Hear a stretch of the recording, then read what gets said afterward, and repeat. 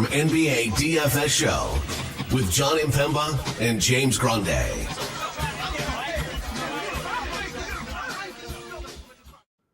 What is going on, FANation? John Impemba here with James Grande. Welcome into the Fantasy Alarm NBA DFS Playbook Preview Show. We got 6 games here on tap for your Emirates Cup NBA in-season tournament day here over on the NBA Slate. Should be a pretty fun one. We got a lot of fun matchups. We got a handful of star players out. Got plenty of star players in.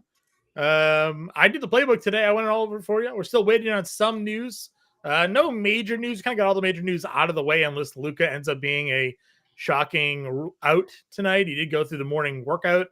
So we are expecting Luka to at least play, but it was like 5 teams are on the front end of back-to-backs here today. So we could see a surprise out or not, but overall what we got, and I think is where we're at. I think ownership, which we'll talk about, kind of surprising. I updated the ownership over at Fantasy Slam right before we went live. We have some maybe good chalk, some maybe bad chalk here, James, that we'll have to decide where we want to go with tonight's slate. How are you feeling about things, man? It's an interesting slate. I think it's fun. Obviously, I think the best game that could be played right now is being played tonight with Cleveland-Boston. Obviously, Boston defending champs. Cleveland has not lost and have the second best start in the history of basketball. They are also happen to be in the same division for this Emirates Cup. And Boston, John, is 0-1 in the Emirates Cup. So, obviously they would be likely to win or start to win in order to advance further in the Emirates Cup. And obviously this is a challenge. We have the late night hammer. Nothing more we like than having some exposure to the late night game and just watching ourselves rise and rise and rise. Because, I felt it last night with Van Vliet. Like, my exposure ended. I didn't have any Magic Suns in single entry last night. So, I was just like, am I going to hold on? Am I going to hold on? All right, I can breathe because no one's really highly rostered in the night slate. So it's a fun overall slate. You and I have talked about it a bunch too. Like when it comes to this cup, and we saw a little bit last year. Obviously, last year was the introduction to us. We have to treat it a little bit differently. People are running their rotations a little thinner. Starters are playing more minutes. So yeah, I think that this is a very interesting 6-game slate, a fun 6-game slate, especially with the tournament feel attached. And I'm ready to get into it. Yep, we appreciate you guys all tuning in here. You want to hit that like, that subscribe, that share button. Free way to support the work we do here over at Fantasy Alarm. We are just 2 subscribers away from 8,000 over on the YouTube channel. So if you want to be OB number 8,000, head on over there, hit that subscribe button. Never miss a live show that we do here over at Fantasy Alarm. Jeff's always in the chat early, says howdy. Albert popping in, saying hello as well. We got Don, we got Faisal, we got Albert in the chat here asking us what we think about Pritchard tonight. He is in tonight, Albert, available to play. We got our guy Sean also popping in, confirming that Pritchard is in.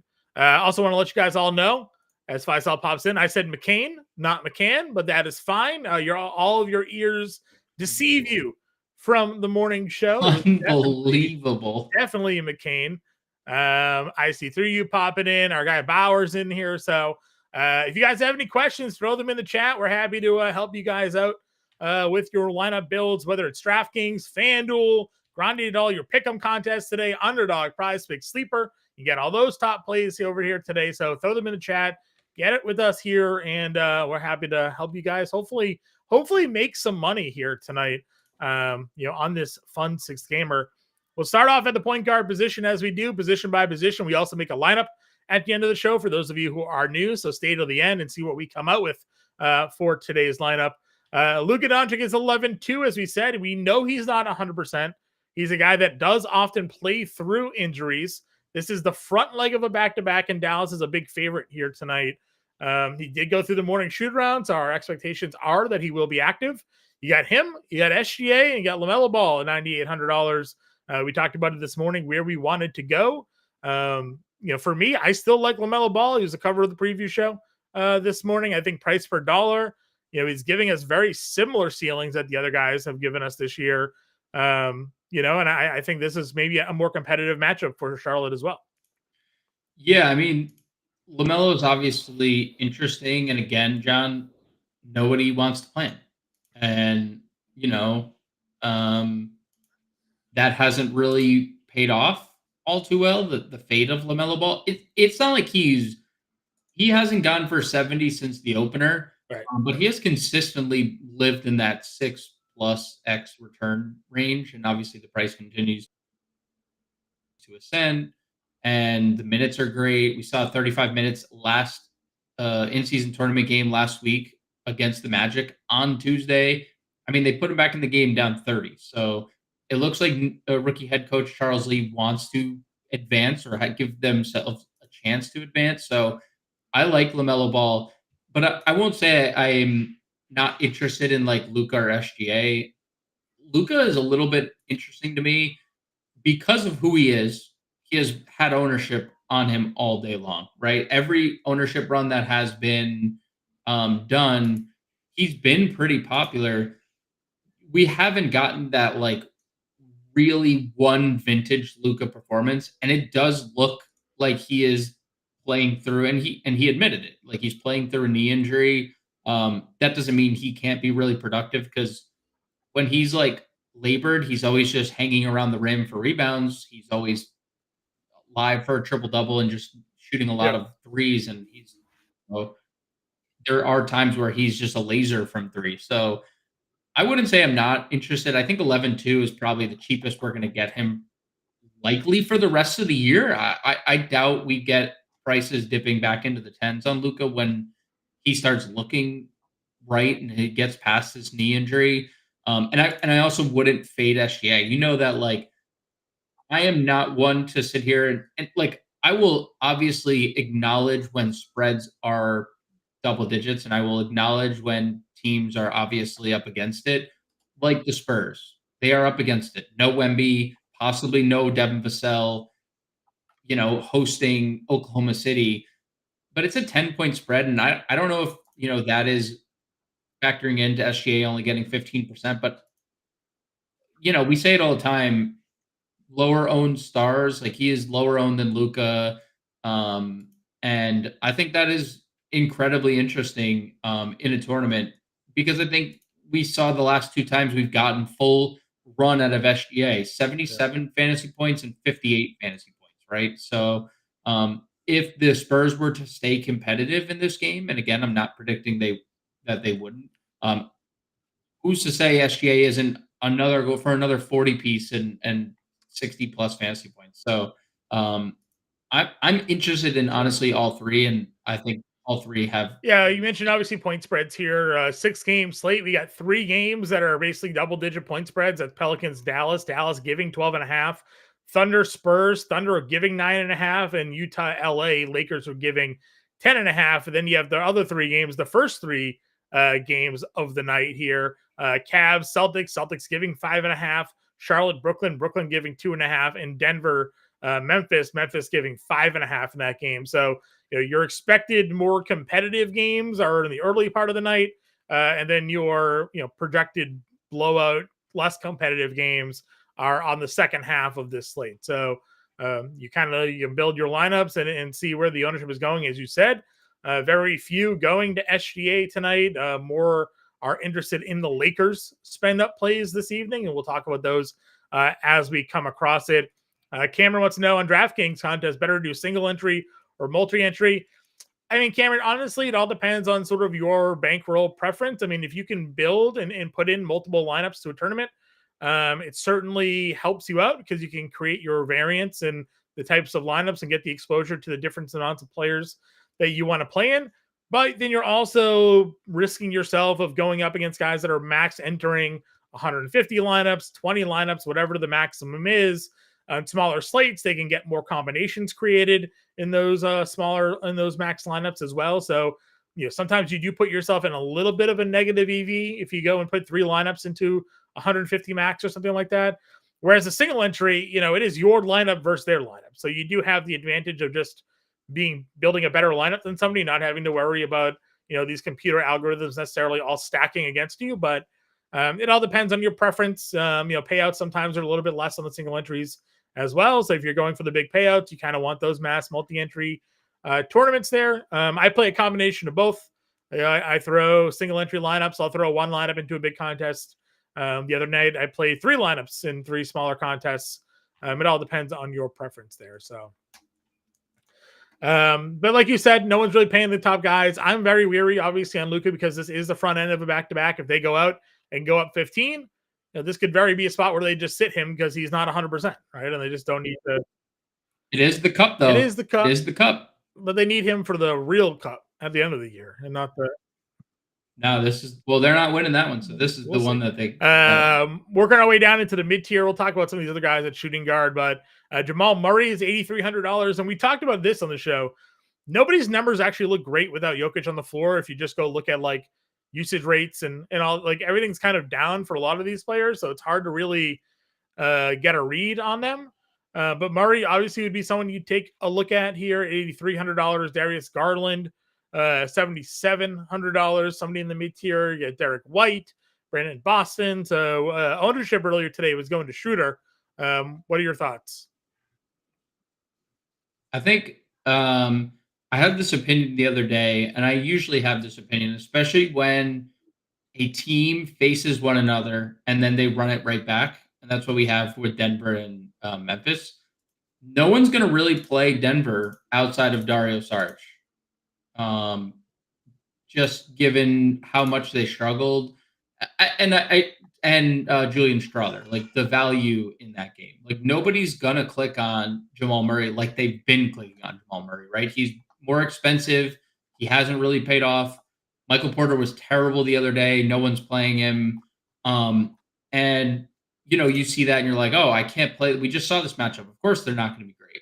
Well, we just saw it 2 games ago with Ben Mathurin, right? Struggled against the Heat, played the Heat again, dominates them. And like, just because someone has a bad game doesn't mean we should automatically cross them off the player pool the next game. I think Jamal Murray is a great tournament play this evening.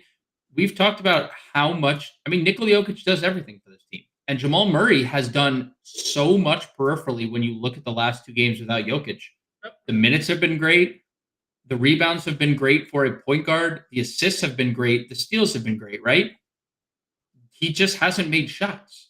If Jamal Murray goes out and scores 28 points like he did against Miami and continues his peripheral stat stuffing ways, Jamal Murray's going for 50-plus fantasy points tonight at low ownership. So I think he's a very interesting tournament play. It's a way to get different from the field, just going right back to Denver, who's kind of let people down outside of a select pieces the last couple games. Obviously, Cleveland, Boston, I think that this game has a ton of appeal everywhere, right? It's 2 really good teams. Yes, they are good defensively. I don't think it's going to matter. There's a reason why this game's point total has risen to 235.5. There's a reason why, all these, like when you look at projected fantasy scores and you look at projected points, like everybody is above their averages or right at their, like nobody is factoring in the defense because it's going to be such a high, such a well-played game between arguably the 2 best teams in the NBA right now. And I think that there's ceiling type of minutes for Cleveland in general. So like I said it on the show last night, Darius Garland hasn't been needed to play high 30s minutes. But there's a factor that 1, the Emirates Cup, 2, this is like their first, like this is their most important game of the year so far, right? It's the first time they've played Boston. This is another way to gain an edge in the standings. So if you end up on Garland 77, I think that's great. So I really like the Murray Garland range, and then everything else I'm a little bit indifferent about. Like in this next tier, I think IC through you asked about Austin Reeves. I think the price is a little too high for me at 7,100. The matchup is great. So if you want to play Reeves, it's a tournament play. Definitely don't love Pippen especially if Marcus Smart returns. Marcus Smart's listed as questionable. I think Brandon Boston's safe. I don't think that with like returning Trey Murphy and the way that Ingram has been playing the last couple of games, I don't think the ceiling is quite as high as it was. Chris Paul is fine. Obviously, he'll be really good if they are competitive in that game. The Brooklyn ownership today has just really thrown me for a loop because it's been pretty consistent all day, where Schroeder's still getting over 20% rostership. A lot of Brooklyn guys are like in double figures, and I hate playing Brooklyn because, they play like 10 guys every night. And I understand Schroeder's playing 30 plus minutes. The price tag is fine. And he's publicly talking about how much he loves this format, right? He is a dissenting European player. Like, that has been the consensus with all European players. Like, they're used to the way that this tournament setup is, right? So I'm okay with Schroeder. A little, worried about the ownership there. If he's going to remain that highly owned, I'm probably going to fade him. But I guess Schroeder around 22%. I will say to your Reeves. Now I know we have a lot of you guys play over on FanDuel. Reeves is the second highest projected owned player over on FanDuel today. It's 7,100. It's not even like he's cheap. But the second highest projected owned player over on FanDuel today is Austin Reeves. And I see DePrince in here, FanDuel. There you go. You go and you see that in our ownership anyways, DePrince. I know you got the links there. So that's kind of interesting. Now he's getting some love on DraftKings as well. Don't get that wrong. But FanDuel, second highest roster player over there. I actually like Brandon Boston. I wrote him up the playbook. Obviously, the minutes are super safe. I get what you're saying about Murphy. We know the shot volume is really going to be there for Murphy and Ingram. But Boston, I think, is still good for double-digit shot attempts. He takes a lot of threes, and he is filling up the stat sheet for us here. And maybe Murphy even helps him get a little more assist opportunities if he ends up, being their point guard. We saw him with a 10 assists there against Brooklyn in that game. So I don't mind him in the mid-tier. And if, like I said, if everybody's playing Schroeder, who, it's been a month, really. It's almost, half a month since he had that run of the 50 fantasy point games. It's not really paying off his price tag here. I'd almost rather, pivot up maybe to Boston there or go down to Drew Holiday at $5,200. I'm not intentionally jumping Westbrook. We did have the question, do we think Westbrook starts here? They haven't gone that direction. But if you do take Jokic off the floor this year, now Westbrook obviously has a lot of the minutes without Jokic on the floor. He also has the highest usage rate on the team without Jokic and Gordon on the floor. It's 27%. So maybe if you want in tournaments, you could take a shot at Westbrook tonight. But I'd rather play Drew Holiday at 5,200. I would also rather play Drew Holiday at 5,200. We haven't really had him extended often, but 37 minutes against Brooklyn. I said this on the show last night. 35 in a competitive game against Charlotte, 36 in a competitive game against Detroit. Drew Holiday is still a guy who stuffs the stat sheet. And if Peyton Pritchard's banged up at all, Peyton Pritchard's going to lose time and Drew Holiday is going to just play more. And you already know Drew Holiday on Donovan Mitchell. When Donovan Mitchell's not in the game, Drew Holiday on Darius Garland. There's going to be a need for Drew Holiday on the floor more in this game, just considering the stakes and considering the matchup. So he is an elite producer, not shooting it as well as he had last year. Going through a little bit of a shooting slump. 3-point percentage since 2020. So it's been a bit. Yeah. I wrote this up in the playbook here where it's, the Drew Holiday isn't not producing. He's just sort of also accepted his role on this team as the fourth guy. Right. But then we saw in the playoffs last year when they needed him to step up, he won them playoff games by scoring, into the 20s. And the 3-point percentage is a thing that I kind of call out here. He's a guy that shoots 40. Last year, he shot 42% from three, shooting 36% from three this year.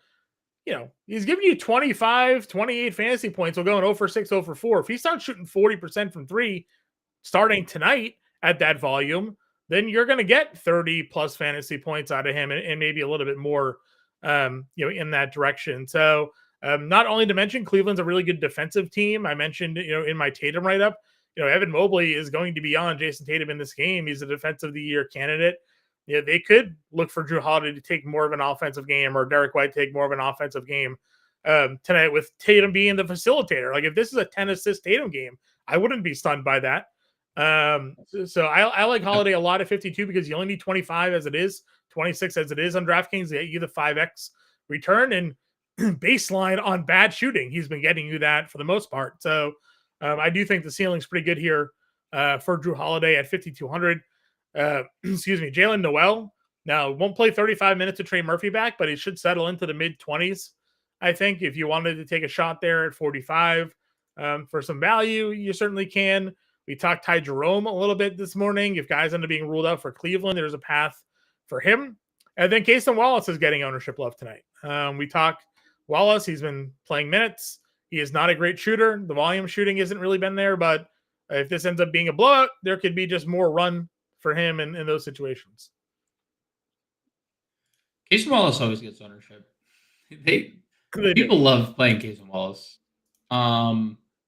Such a low floor, but I get it. He's under 4K and he's going to play mid to high 20s minutes and possibly, scrape 30. I don't think this is necessarily like the greatest value tier at point guard. I do think the Jerome thing is interesting if, guys are ruled out. I mean, Cleveland has a lot of questionable tech. Karis LeVert, Isaac Okoro, Sam Merrill, and they already have no Dean Wade and Max Strus. So, like, most of their wing depth and, like, guard room would be inactive. So, yeah, if there's no anybody, I mean, there's a strong case for Jerome. I'd even at that point consider someone like Craig Porter Jr. at 3K. If they all get rolled out? If everyone there is, if like everyone's ruled out. I mean, Porter was in the rotation last game that was without Donovan Mitchell and Merrill, and he played 21 minutes, and we know he's a really, really, really good fantasy point per minute player. I would prefer Jerome, but I'm just also throwing out like large field tournament stuff. If the whole board gets ruled out, right? You probably need them all out. Yes. Every single one of them. But like there's a realistic opportunity for him to play a bunch of minutes if all those players are ruled out. We'll talk about Josh Green here in a second as we move on over to shooting guard. He is not someone that I am overly fond of tonight, despite recent performances out of him. And I'll talk about my feelings on him here in a second. Going on over to shooting guard on a slate again where there's only a couple of spend ups now. You have back-to-back 50 fantasy point games here out of Brandon Ingram. He is going to lead the team in shots, most likely. Love the assists. Rebounds are good. Everything is certainly trending in a spot where Brandon Ingram and the Pelicans are all competitive in this game. It's going because he's having just a monster type of performance here. So definitely not out on Ingram. Donovan Mitchell, we crapped on him, and then he fired back with 3 straight 60 fantasy point games. You want to pay $9K for Donovan Mitchell against Boston? More to it. He has put up good numbers against Boston. This version of the Boston team as well in the past. With White and with Jrue Holiday, like he had good games against them last season, so he certainly doesn't fear that matchup. Kyrie Irving, if you're a believer in a limited Luka Doncic, Irving is certainly a guy that can take over and lead this team at 89. And then I have the cover of my playbook today is Jaylen Brown, a guy that I think is going to benefit from Jason Tatum getting all of the attention in this game. Again, Evan Mobley, Defensive Player of the Year candidate, is on Jason Tatum most likely for a lot of this game here. You'll see Tatum mostly defer. We've seen him have 10 assist plus games on his schedule, on his box scores this year. And I think this is a perfect opportunity for Jaylen Brown to be that leading guy for Boston tonight. Yeah. I bet is over, I took more than 24.5 points, I believe, on Sleeper today. He's done it in 7 of 10 games, obviously 25.6 points per game, but like we view Tatum as the alpha here, but they have 2 alphas, right? It's Tatum and Brown, both guys over 30% usage rate. And I think you're right with the Tatum stuff. I still think like as good as Mobley is, Tatum's going to get his. And I agree. Very live for a triple-double type evening for Tatum. But that does open up the opportunity for Brown to just dominate offensively. I think like this game is just so appealing because it's just two of the best teams in the NBA, and the points imagined in this game are tremendous. And even the minutes, like Jaylen Brown, over his last 4 games, 38 minutes per game. And we've seen him play in 3 games earlier this year, 38, 38, 43 in 3 straight games. Like, this is a guy that is not coming off the floor this year. 38 minutes in that Toronto game in regulation before overtime. So, yeah, 8,100 shooting guard, small forward. I think it's a great play. And shout out to all the other guys you mentioned. I like all of them. We still don't have confirmation if Luka plays. If Luka plays, going right back to the Kyrie, I know he let us down, but we're going right back to that. It's not like we're like scared off by one bad game that Kyrie had without Luka. The Pelicans are still 28th in defense. So all those names are elite. Mitchell, I took more than his fantasy score over on Underdog today at 40, like basically 41. Ingram, 1.4 fantasy points per minute with all the guys that are out, like 37% usage rate. I mean, there's no wrong answer above $8,000. Yeah, it's all great. And then you go below it, and at $7,300, you have a Desmond Bane, a guy that we're expecting to crack that 30-minute mark here tonight. We've seen what he can do as sort of the leader of this team in years past. I mean, you just put up 38 fantasy points on a game where you went 1 for 7 from 3 and scored 11 actual. I mean, we've seen him without John Morant be that guy for them. I think there's a good chance that he has and leads this team in scoring tonight. He's going to be among the leading shot takers on this team, and we know what he can do. I mean, the rebounding, I think, is the most surprising thing. He is rebounding the hell out of the basketball right now. Yes. Then you add in whatever assists he's going to get. We don't know if Marcus Smart's going to be in the starting lineup. We don't know if Marcus Smart's even going to play tonight, but if he is, we don't know if he's going to be starting or not. Bane at 73 is a great value for what his ceiling can be. 1.4 fantasy points per minute this year without Morant and Zach Edey. And I think the Edey thing is worth mentioning because he has been great rebounding, right? I sent you a screenshot earlier about with the Grizzlies leading potential rebounds last game. Desmond Bane was second with 12, 13, 14, I think 13. He also led them with 12 potential assists in that game.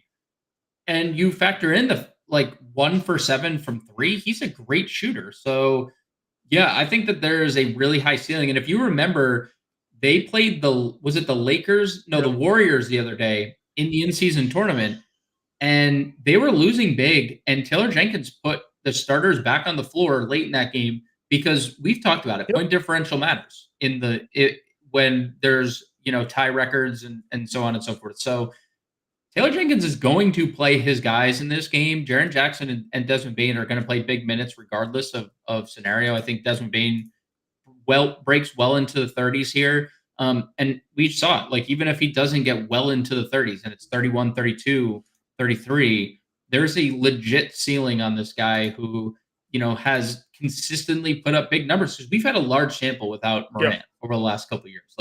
It's been Desmond Bane and friends for a lot of this. So he can definitely do that. Right. I like that they're home, not playing in Denver. I think that helps them out a little bit, not having to deal with the travel and the elevation. So again, 7,300 is a good price. Mention Reeves. He is getting ownership over in FanDuel, second highest guy. If you want to get there, you can. Do we make anything of? I mean, he's probable, but he did pop up on the injury report. So, are we at all worried about Cam Thomas here tonight?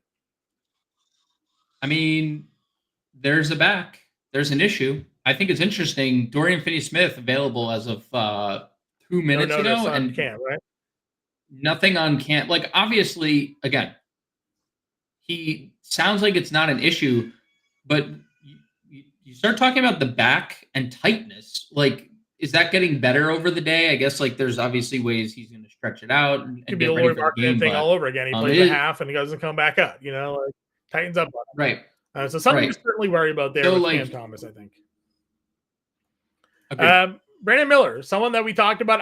My initial take on him yesterday was and then you brought up some valid points. Now the valid points are just all around him making shots. Just literally shots, right? That's make all. Your shots. He's not making any of his shots. 4 straight games with 2 steals, handful of rebounds, handful of assists, minutes are through the roof, shot attempts are through the roof. Not making any of them. Just not hitting any of them. Dude, he just needs to make. If he hits half the shots he's missing right now. He's 45 fantasy points, right? Like, so that's just what it is. You just need a good shooting night against Brooklyn tonight, and Brandon Miller could pop off and be a guy that nobody is playing and breaking the slate. But again, he is everything else. These are all great peripheral numbers that you're getting out of a wing player. These are all elite shooting attempts you're getting out of a wing player. Elite 3-point attempts you're getting out of a wing player. These numbers all suck. Like, if you could just hit a goddamn shot, we'd be cooking with gas here. So in tournaments tonight, Miller is definitely a low rostered like GPP winner, where like at the end of the night you could look at the first place guy, like, you got 55 out of Brandon Miller. How did that happen? It's because he went 9 of 12 from 3, or something like that. It's possible. So we had that game. We've had this conversation happened. Like, this exact conversation. I'm having deja vu all over again. Shout out Yogi. But like we said to start the year, he's only injured. hit shots in one game this year. He came back and he went for 50 because the peripheral stats have been what they've been. Like, it's been more consistent. The fouls have kind of eluded him too. That was something that he had a big issue with last year. Just make your shots, break slate. End of story for Brandon Miller. It's kind of like the perfect spot to do it, because their ownership on these smaller slates obviously get concentrated on certain plays, and then all of a sudden you have the one guy at 10% or whatever. Because let's see what Miller's actually checking in at. Miller here is 10%. Yeah. So like actually the last update, that was FanDuel. FanDuel is 15. DraftKings, he is 10%. So he comes in at 10% here tonight. Like, nobody's really on him, and sometimes that could even be a little bit lower. You're there. Let's see what Brooklyn is here this season defensively. Kind of middle of the pack in terms of 3-point percentage allowed, 35.3%. Up to 38% over the last couple of games, though. That's the 5th highest number. So maybe he's catching them at the right time in terms of his shooting there. So 26th in defensive rating as a team too. Like, this is not a good pace spot. Brooklyn actually is now the slowest pace team in the NBA versus they overthrew the Knicks for that crown. That's not great. But again, the last 2 games have been with Miles Bridges. Miles Bridges has been in those games. He's taken 20 and 17 shots. So just make our favorite play from last night in terms of price per dollar was Jordan Clarkson. We thought that coming into today, he would be rather chalky. He is a little bit. He's just outside the top 10 rostered players of the day. Minutes have been great. Shots have been great. Another guy that if he were actually to hit a few more threes, like, we'd be looking at 40 fantasy points. Got the Lakers matchup. Now, again, this is a spot where the Lakers are big favorites here tonight. 10.5 at home, but we are looking at a 234.5 game total. You've also pointed out Lakers, not a good defensive team. Jazz are not a good defensive team. Both teams can score. Get a little revenge game here for Jordan Clarkson, who they traded him away on the behest of LeBron traded for him with Cleveland, right? So I mean, there's a spot here at 5,200 for Clarkson to really come through for us.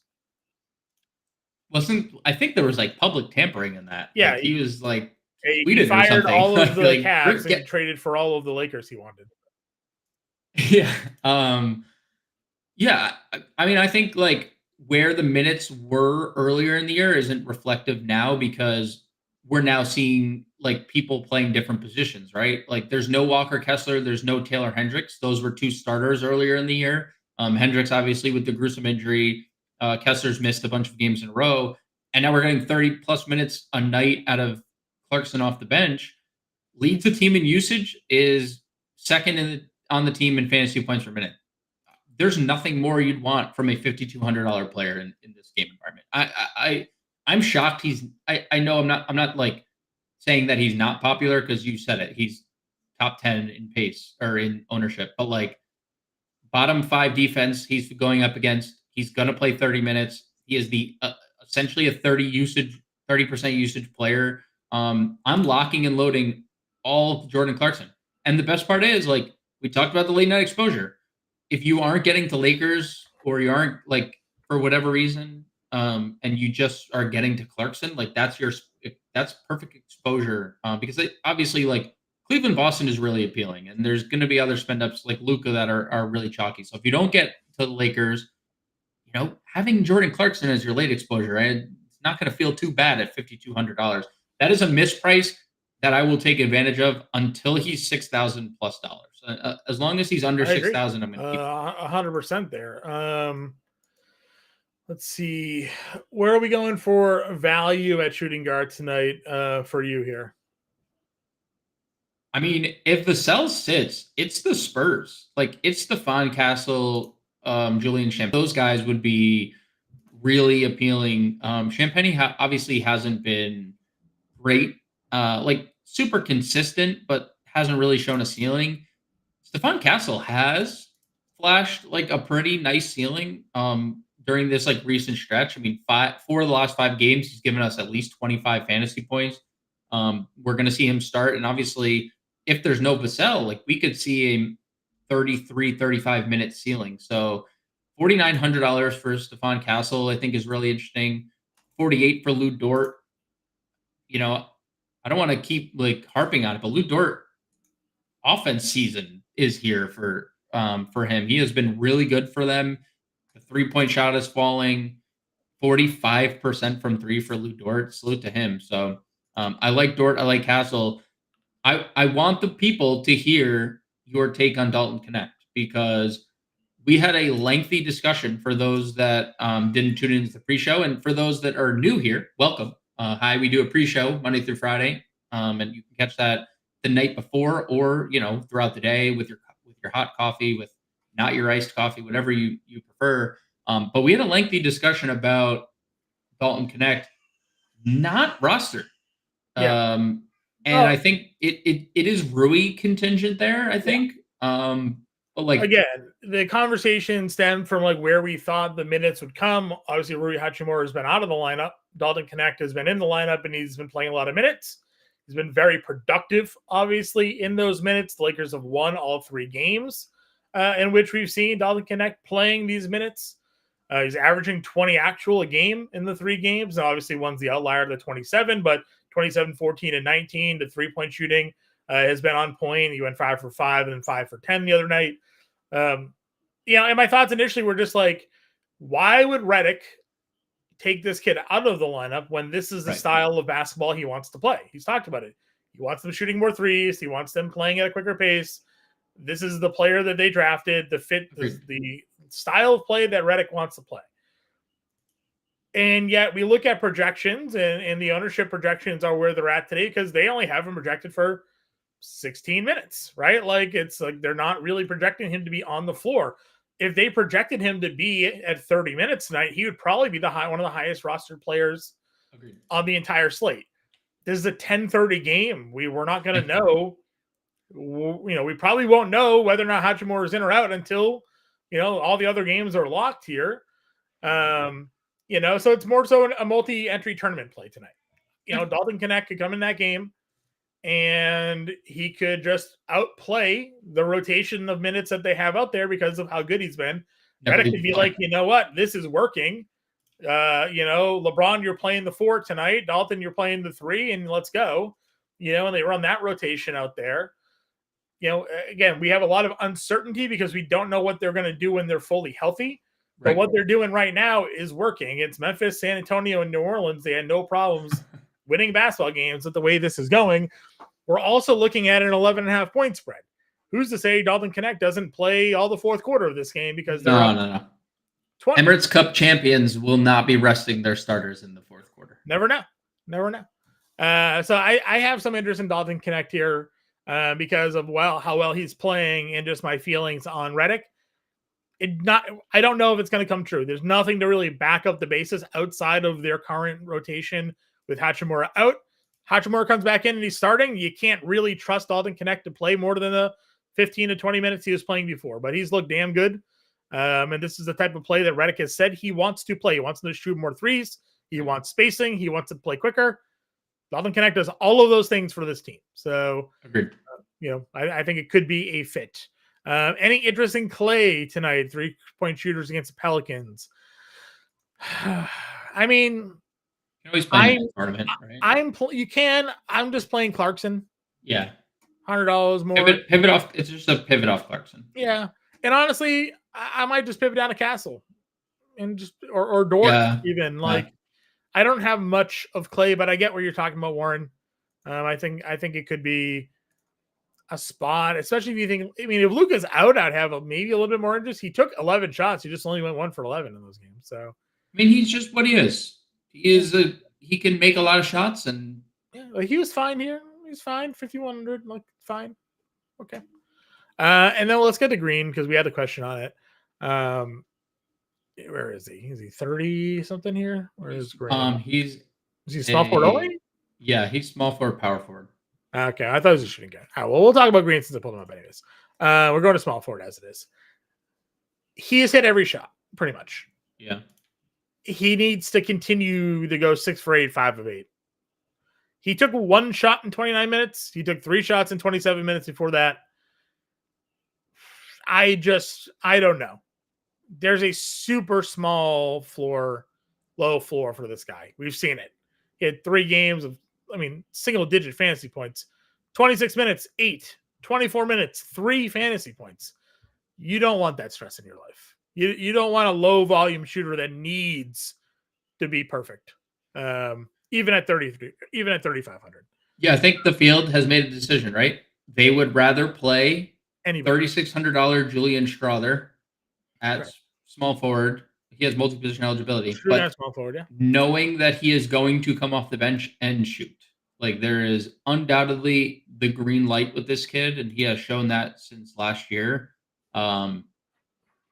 And they're just taking the less likelihood that he'll play more, like he'll play less minutes than Green, but it doesn't matter because you at least know that you're going to get shots from Strother. That's basically what the field's telling you. Yeah.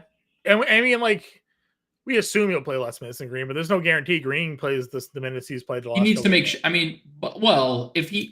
I don't disagree, but also if you're going 0 for 1, 0 for 3, and still getting 27 and 29 minutes, it seems like your role is a little. Was Man active for those games? Man has been active for all, but I think the last game. Yeah. I want to say, and Bridges has been back the last 2, and he's. But like you said, he was hitting his shots in those games, so more reasons to keep him on the floor. Sure. I do like Zaire Will. Actually, we're talking about this. Zaire Williams is active today. We don't have a starting lineup, right? Though, yeah. No, I unless they went him over Simmons would be my only. Or DFS is in. Obviously, if Cam Thomas got ruled out, maybe there would be a Zaire play. Yeah, but off the bench, like I think he's fine. They don't have Claxton. Like they don't want to play Simmons more than 25 minutes. It seems like Zaire's probably fine. Again, not a high, the risky play, obviously, right? Like. But he's been another guy that's been pretty good. He missed his shots against the Knicks, but overall has been pretty good. He was good in his start. He was really, really good in his starts.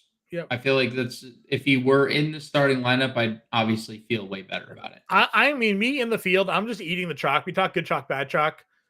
I'm just gonna play Julian Strother because he's gonna shoot, and hopefully he hits more than he misses at $3,600. But unless bigger news comes out, that's kind of where I'm at. Is Sarge too expensive on FanDuel at 5,900? I mean, not really. If he's going to give us what he's been doing, I know we're jumping positions here, but I want to get to the questions where you guys are in here, and we give Michael our 45 seconds on FanDuel. So, I mean, listen, the last couple of games on DraftKings, 33 and 27 fantasy points. It's been around that, obviously, on FanDuel. 6K, obviously, you're only getting 5x at the most recent game. 4.5-ish X on the game before that. I don't mind it though. I don't. I mean, the other option you're going to have is obviously you spending up. FanDuel ownership today. The field is playing AD. He's got dual position eligibility over there.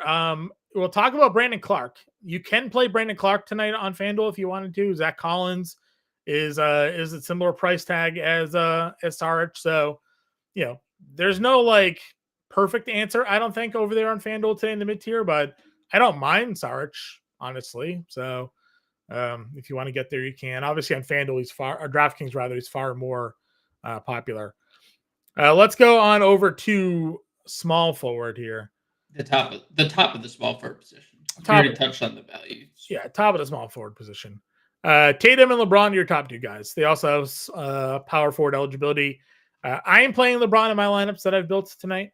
But again, if you want to play Jason Tatum, you certainly can. The guy went for 66, 65 the other day. He's got 4 60-plus fantasy games on his ledger. I think we get 10 assists. He's given us close to that in the last couple of games, including one 10-assist game where he had 65 fantasy points in 36 actual. He's elite. If you want to play him, you can. I just think that with Evan Mobley on him tonight, it's just going to be a tougher matchup. Like, that's all it really is. So, you want to get there, that's fine. More people are playing LeBron James. You can pivot to Tatum and be different than the field. Yep. That's exactly my point on Tatum as well. The field is getting to LeBron. If you want to be different, play Tatum. Yep. Michael Porter Jr., guy that we are fans of. You have him and Lauri Markkanen in here.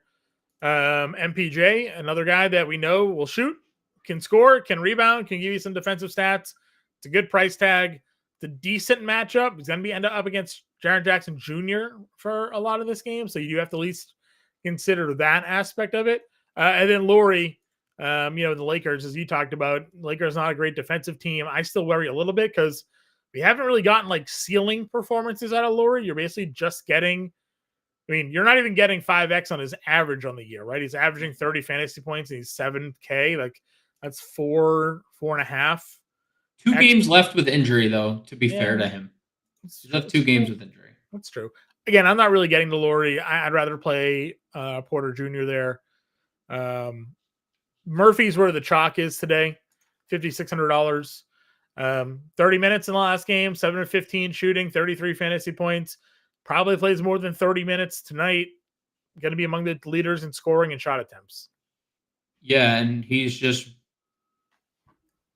a really, when he is going good, he's a flamethrower from 3, and nobody can stop him. So I think if we get word that there's absolutely no restrictions, which I don't know if we will or will not, but 30 minutes last game pretty much solidified him for mid-30s moving forward. I'm totally in because he's not going to be under 6K for much longer. Sure. Jim, I see your questions on Filipowski and Live. We'll answer those in a moment as we work our way over to power forward and center. Murphy, again, your chalk play here. Guys we've discussed, if you wanted to pit around, if there's no Cam Thomas today, Cam Johnson at $5,600 certainly becomes a bit more interesting. There'll be more shot attempts that kind of float his way there. San Antonio without Wembanyama, you have Keldon down here, you have Champagnie. Both of those guys are going to play minutes. How long they play for is also kind of up for determination. This is the front leg of a back-to-back there. There's Dalton Knecht, there's Lou Dort. Aaron Wiggins is once again getting ownership. Yep. What is your take here? Because he has really not been that good. It's tough to say because it's always a game-to-game situation with Wiggins, whether he starts, whether he doesn't, whether he plays in the second half or whether he doesn't. So I don't necessarily agree with the 22% of the field getting there. I like the price coming back down to where it belongs, but I don't think it's. So I'm very indifferent here. If he's starting, I'd obviously feel better about it, but it's not like OKC got less healthy. They're getting Caruso back here. Kenrich Williams is working his way back into high teens minutes. So there's no guarantee that Aaron Wiggins is going to play 25 minutes again. That doesn't, just because he did last game, that doesn't mean he will this game. And we've seen that from Dagnall. If your name isn't Gilgeous-Alexander, Williams, or Holmgren, your range of outcome in terms of minutes is 12 to 30, right? So I don't agree with the field. I'll definitely be underweight on what the 22% of the field think about Aaron Wiggins. Yeah, I just ran an update as well, and actually you mentioned Kendrick Williams. He and Wiggins now getting equal ownership on this slate. Williams, Kenrich, $3,200. Is he power forward only? I think he's center. Yeah. Power forward center. So we'll talk about him in a second, but now he's around 20% for tonight, which is kind of interesting to see. I mean, there is some interesting value that we have yet to get to as well. Yes, I would agree with you for sure. All right. Other small forwards, anybody for you? I mean, we had a question of Vince Williams. Only played 14 minutes in that second game. Do you know what to expect here? No. I'd feel better about it if Smart wasn't there, but Smart wasn't there last game and he didn't play. So I messaged you after the Golden State game, like, yo, Vince played 24 out of the gate. Like, if that's an expectation, like his minutes are real.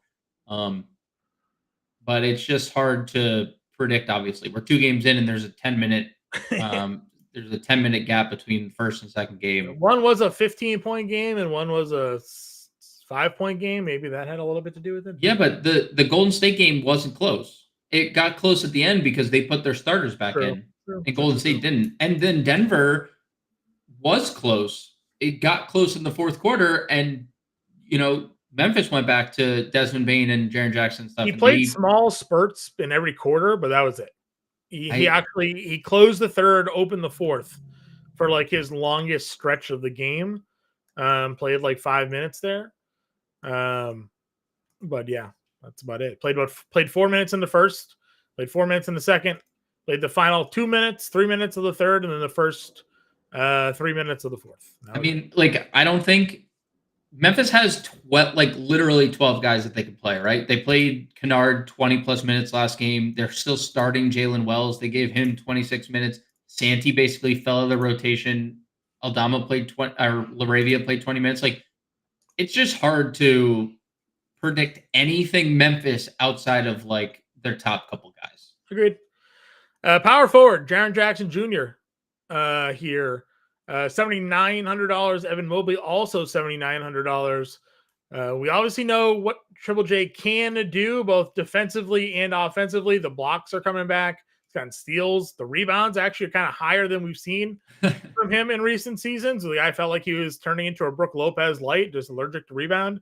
Shot attempts have been great. I mean, there's a lot to like about Triple J here tonight at home against Denver. Dude, and the price is down too. After 45, 46, 39 fantasy points, back under 8K. I think that this is a great tournament spot.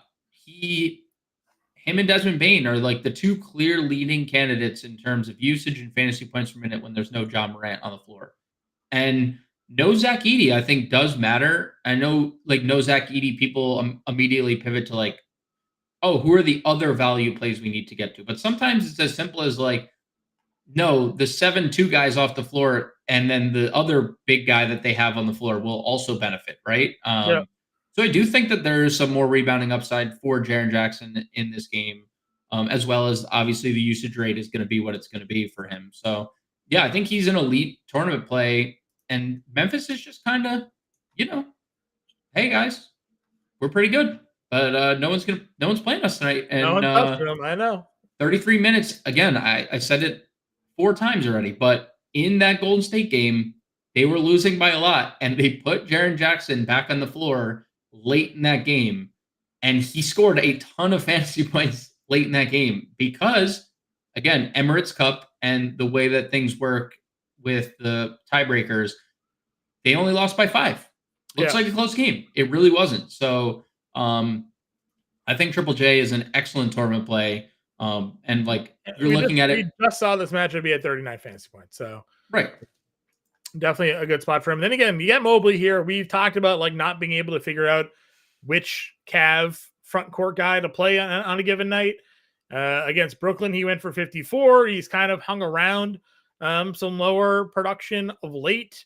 Rebounding, we know, is pretty good there. He is going to be on Jason Tatum in this game, which could certainly cause him just some added stress, we'll say, yes. Like having to deal with Tatum on the defensive end of the floor. But he has a lot of size on Jason Tatum, on the offensive side. And he's a guy that plays a lot of close, around the rim offense. He can take some threes, but he's mostly a guy that's, getting in down low. Tatum's not really going to be able to handle him down low, I don't think. I mean, I know Tatum is certainly long and, putting on some weight here, but Mobley's a center that's playing the 4 because he can stretch. So I think Mobley's fine tonight. I like him in cash games if you want to go there. John Collins, starting at center, but has the power forward eligibility, usage rate monster for this Utah team. You've obviously been playing really, really well of late as well. So if you find yourself getting to Collins tonight, you certainly can at $6,900. And then you mentioned Bridges coming back.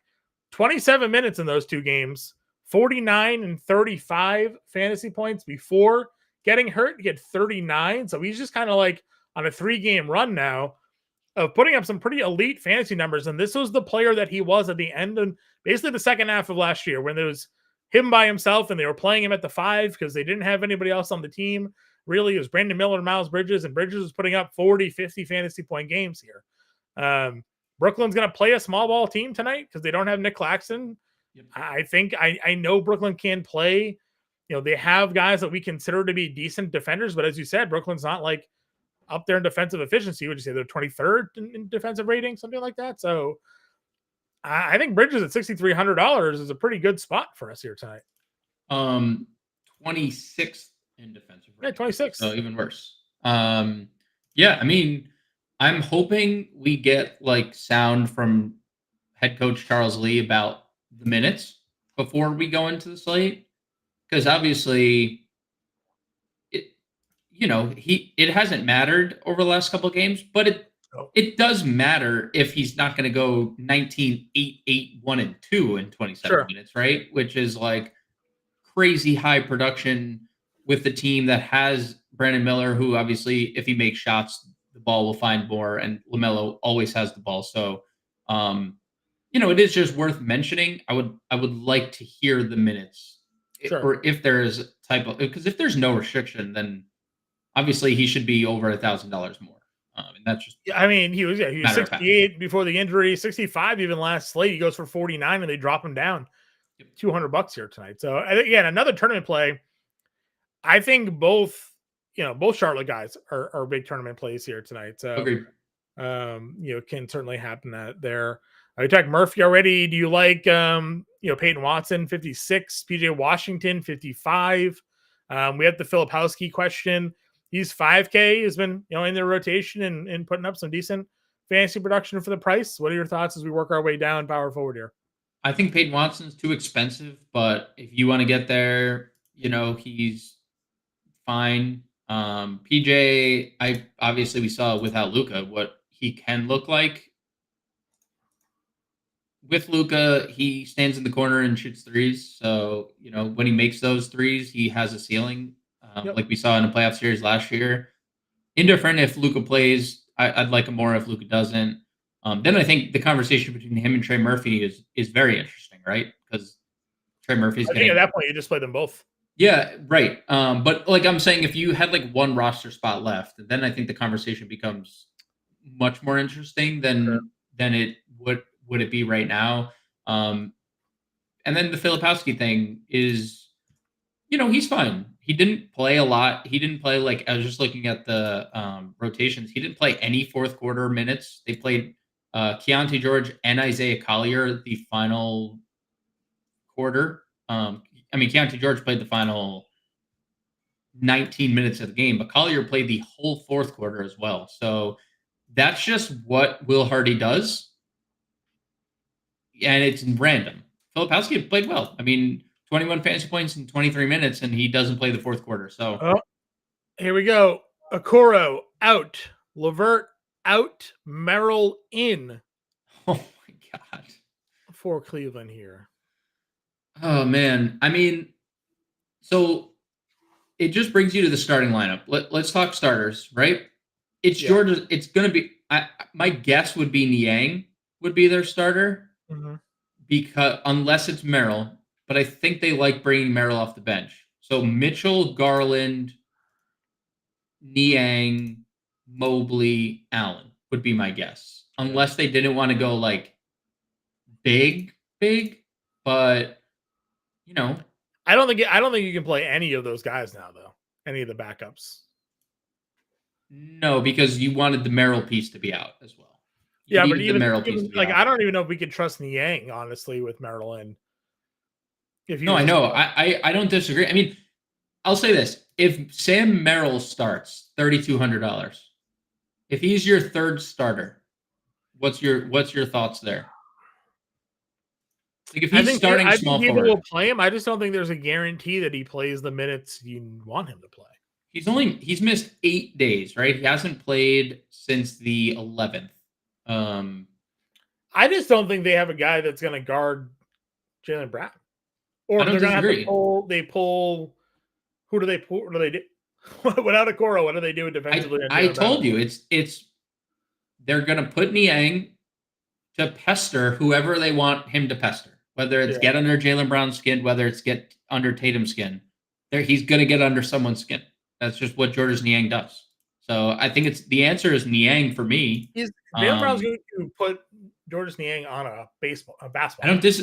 I'm not disagreeing, but they don't have another that's not an option. No, another option is not an option because there are three. It makes me like Jaylen Brown, I think, a little bit more. I mean, the game is just appealing. Like, realistically, doesn't that make you like Cleveland more too? Like the starters, because the depth is just depleted, right? Like, I mean, obviously Mitchell LeVert would get on the floor and be an offensive player. So Garland and Mitchell now are playing 40. They're playing 40 minutes tonight. No, probably. I mean they might have been playing that anyways. But I agree with you. Like they run rotations that have LeVert, Mitchell, and Garland on the floor. So like it would have been but their closing five probably would have been Mobley, Allen, LeVert, Garland, and Mitchell. So yeah, or no Jared Allen, which we've seen as well. But I'm just saying, we have not seen the Cavs extend their guys. They haven't. Mitchell hasn't played. Yeah, they haven't had to. Yeah. So just throwing it out there, I don't think that hurts really anything Cleveland related. So if Merrill's in, you would play him tonight, 3,200? If he's starting? Yeah, if he's starting. Possibly. Are you playing whichever Cavs starts tonight? Niang is 44. No, probably not. I mean, he was really good to the start against Chicago, but I probably don't go there. At 44. What position were we on? We are at power forward. Okay. We were talking Filipowski when the news broke. Okay. Montgomery, how do we feel about Jerome? Again, I don't know what to think here because Merrill and Jerome, they don't necessarily overlap. They don't. But again, I don't know how many minutes the backups are going to play in this game. They might only play 20 if they're going to run Mitchell and Garland 38 tonight. So that's just my fear. It's my worry with that group there. I think Ty Jerome could see. I mean, there's a lot of minutes to be had, right? LeVert, Okoro, and Dean Wade are all rotation pieces for them. So I think Jerome probably safe projections 20 minutes or so. As I said, they might play 20 minutes, but then you really have to have him be very efficient in 20 minutes against Boston, which has me worried. So probably no for me, but I get the thinking behind it. All right, other power forwards that we're working our way down here again. Kenrich was getting some love. Grant Williams, again, a guy that is playing small ball lineups for Charlotte. He's averaging almost 24 fantasy points a game as it is. Obviously been a little bit more effective than that lately at 26, 34, and 33 in 3 of the last 4, which is over 6x on his current price tag here. He's really good at playing a small ball center spot. So I definitely don't mind getting the Grant Williams tonight if you're playing the Charlotte-Brooklyn game. Yeah, I wish it was a little cheaper, but you're right. The production's been perfectly fine, so I don't hate it at all. Yeah, I mean, 5x at 48 is 24. So going over that pretty handily there. So not a bad spot. Did Laravia play the other day? It's 20 minutes. They're all playing, dude. They're all playing. It's just impossible to figure out. Mamu played 17. No one's playing Mamu. They're all playing Bassi tonight. Do you think that's smart? The Bassi stuff is interesting because he played all the blowout run too, and so did Mamu. I mean, Mamu played 5 first half minutes, so I probably wouldn't get there. You need the blowout to play Mamu, I think. Okay, in my opinion. Obviously, we know he can be a fantasy point per minute. He can. A couple, 15 minutes, 24 fantasy points, 17 minutes, 27 fantasy points, just kind of flashing what he can do. Anybody else power forward for you? Again, mentioned Kenrich. Getting up there now in ownership tonight. Yeah, I think that's it. I mean, we don't know what their lineup's going to be. Caruso muddies the waters a little bit more, but they like going to Kenrich and small ball center lineups. And we've seen the minutes obviously trending in the right direction. Sure. Jabel saying that we're running hot for him. He wants to know when to fade us. Don't fade us. Congrats on running hot, though, dude. Keep winning. Yeah. That's what we're here for. We're here to provide you guys with information, so don't be afraid to ask questions. We'll help you answer them. Dorian Finney-Smith. He's someone that I was touting to you love play Dorian fairly frequently. 4,100. Dude, he's been good. You need 20 fantasy points for 5x here tonight. He's averaging 23.5. It's a good pace up spot for them, obviously, going up against Charlotte as the slowest pace team in the NBA for Brooklyn here. He shoots threes, right? The shot volume is not great, but they're all coming from 3-point range. All three. It's all from three, yeah. I don't mind. Warren, I like DFS. I've been saying that all season long. He's a safe play. He rarely bombs out for you. I like playing daily fantasy sports, Warren. That's what I got. Okay. Right, let's get to center here. Yeah. Andy Davis, 10-7. Again, it's either LeBron or AD as your top spend up today from where the field is going. So can I just say center's tough for me? I think center's tough today because all the single position players we have available. We were plugging Zach Collins in on the pre-show. He's not getting any ownership because everyone's just playing Saric. Yeah. Dude, Zach Collins is a fantasy point per minute monster, and no one's playing him. But I get it because everyone's playing AD and everyone's playing Saric, and you just don't have. There's no spots for Zach Collins left. And he only played 26 minutes in that game. I think people are. It was a blowout. They got blown out. The spread is suggesting the same outcome here tonight. But it's Emirates Cup. We don't know that. And everyone's playing. You're right. And everyone's playing Bassey as your third center, right? That's the third option that everyone. It's Bassey, it's Davis, it's Saric, and it's a combination of the two. Everybody anticipating blowout is playing Bassey. So that's. You just know, like, if this game stays competitive, Zach Collins has 26 and 12 because we saw it. He had 20 and 6 against Dallas in a game they got blown out in. Like, I get it. He's 5,500 and Sarge is a better value and Bassey's a better value and AD is AD and Zach Collins is not AD. But, like, I don't know, man. I 10%, less than 10% Zach Collins. I told you, I'm not shying away from this game, like, because my mindset is blowout. It's not what we have 6 games. If we think that, if we're treating the spreads definitively, then we're only playing 3 of them, or we're playing blowout in 3 of, right? So, Spurs at home, 10-point spread. OKC is running a really small lineup, no matter what they do. That's why center's been really tough for me today. No one's playing Jalen Williams tonight either. Right. Well, because there's 3 centers. I mean, it's literally concentrated between 3 centers. So if you want to play J-Dub, he is. Okay, guy went for 62 and 51 in 2 of the last 4. Yeah, he's great. He's super great. Super elite play at 85. Good fair and balanced build there.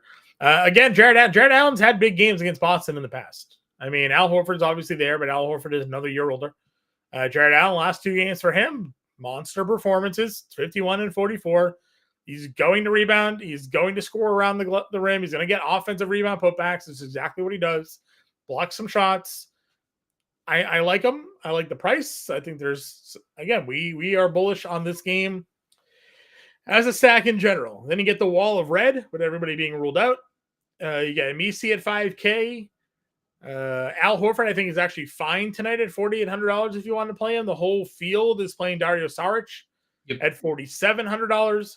Jim wants to know our thoughts on Derek Lively, who played 26 minutes last game. Think you get anything more out of him tonight against Pelicans? Sure. I think Derek Lively is a very high ceiling player. When he scores, he's very high ceiling because he's good everywhere. So, and the field's actually playing a decent amount of Derek Lively. At least it was previously 10%. It was higher earlier. So that's come down, obviously. But yeah, Derek Lively's fine. I think center's fully chock-loaded of value. Agreed. We mentioned Diabate, but I don't know if they're really going to play him tonight with the way that Brooklyn's probably going to play their lineup. But he was pretty elite there. So, and then Brandon Clark is someone that you have been kind of secretly wanting to play all day. Yeah. Why don't we tell everybody why we think we're higher on Brandon Clark tonight than maybe the field is. Well, if this would be so much easier if he was just power forward eligible. But he's been starting. Now there's no Zach Edey. And I sent a screenshot to you last game. Led the team with potential rebounds, like significantly more. 14 potentials in 22 minutes. Season high was 22 minutes. Grabbed 7 boards in that game. If we're going to keep seeing Brandon Clark extended and the rebounds are going to be there, we know he can shoot. We know he is a good fantasy point per minute producer. I don't hate it at 3,800. Like, this matchup is obviously a little easier. No Gordon, no Jokic. I was right? saying, Like, now he's going up against Dario Saric, who isn't even a center. Right. And if like he's, match up with Peyton Watson, it's the same thing. Like, that is not Aaron Gordon on like that, who's a monster. So I'm probably not going to get there because it all comes back to Memphis for me. Just like knowing what outside of Jackson and outside of Bane is just it's a free for all for minutes. But it wouldn't be surprising if I saw Brandon Clark get 24 to 25 minutes with Edey out tonight, and like you look up and he has a double double, and you're like, oh, yeah, I thought that was going to happen. Yeah, I mean, I like Edey. I've toyed with some builds getting him tonight as sort of we moved on through the day. Clark, not Edey.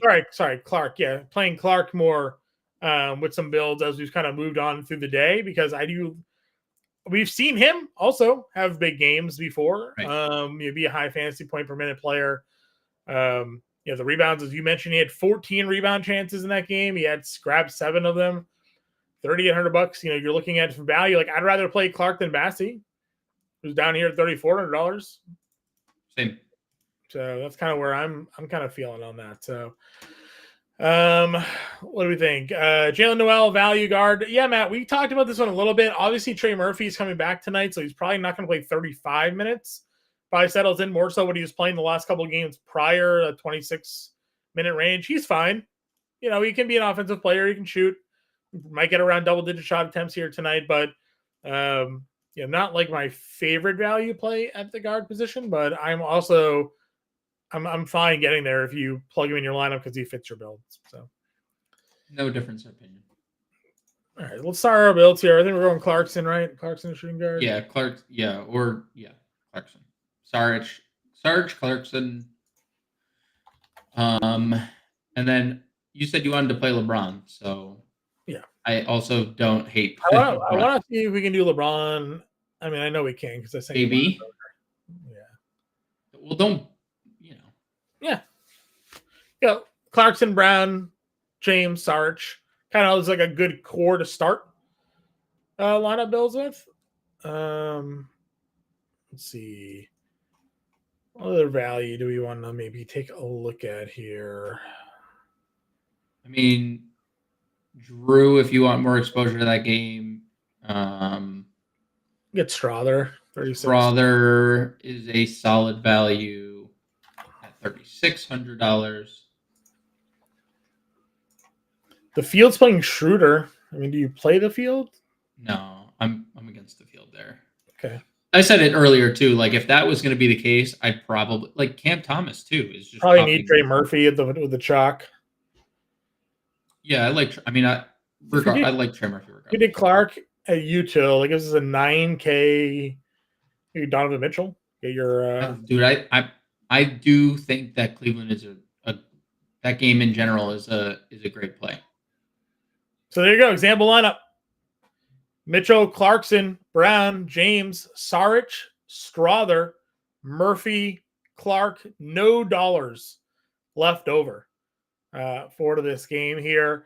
We appreciate all of you that have tuned in. Again, hit that like, that share, that subscribe button. Heading into the show, we were just 2 subscribers shy of 8,000. If you want to be our 8,000th subscriber, hit that subscribe button. Get notified whenever we go live. We're currently sitting at still 2 shy. So I know you guys are all watching out there. Go to the FANation YouTube channel. Hit that subscribe button. Get us over 8K. Hit that like and that share. Free way to support the work we do here. We go live here every day at 5 p.m. Eastern time to get you all ready for the day slate. We release a preview show as well around 10 or 11 o'clock at night to get you all ready for the next day. So make sure you tune into that. Get in our Discord. We got the 7-day free trial going on, FANationAlarm.com/win. Promo code Let's Go. After that 7-day free trial, first month, $19.98. Access to all of our premium content, not just basketball, but NFL, NHL, MMA, PGA, you name it, we cover it. Get that for less than $20 for the first month, and it all starts with a 7-day free trial. So scan that QR code there. Good luck tonight, everybody. We'll be back